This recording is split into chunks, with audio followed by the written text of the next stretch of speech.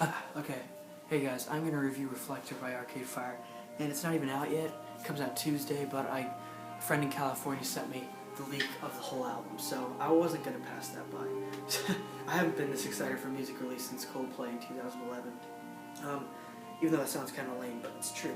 Okay, anyways, Reflektor, I want to compare the Suburbs and Reflektor to OK Computer and Kid A, because why? It just makes a lot of sense. Because think about this, OK Computer and Suburbs were each very, very acclaimed, and then Kid A and Reflektor, people were like, what the hell is going on, you know? It's like that kind of thing. Kid A, much later, was thought to be one of the greatest albums of all time. It's my personal favorite album of all time. And now Reflektor, the 3 days that I've been listening to it, it has literally, and I listen to a lot of music, it literally is my second favorite album I've ever heard, just second to Kid A. And I'll tell you why. Well, I'll try to tell you why, if I can even explain it. Okay, so you know the site Metacritic. It takes a bunch of professional reviews of music and just different media, and it averages out a score.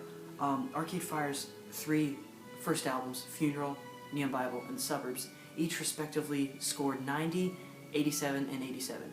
And now Reflektor has a 76. So it's like, why did the band lose 11 critic points there? Let's think about this. Again, compare the Suburbs to Reflektor. Suburbs, very conceptual, very sonic soundscape, again, very like OK Computer. And then you get Reflektor, which is very, very jumbled up, lots of backwards sounds. Like I'm playing the hidden track in the background. It's a 10-minute long hidden track on the album that's at the end of the first disc, and it's just literally like the whole first half of the album just backwards, just shortened so it's 10 minutes instead of like a half hour.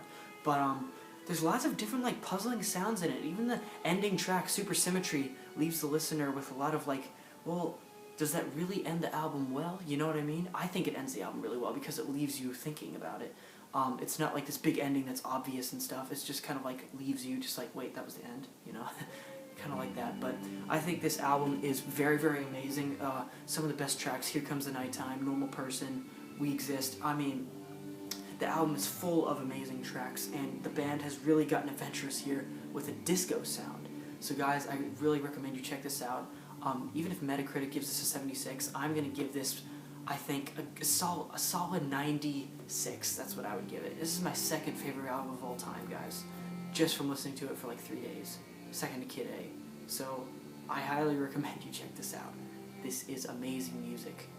Alright guys, I mean, I don't know what else to say. I could talk about this album for an hour, but I need to make it pretty short, so yeah.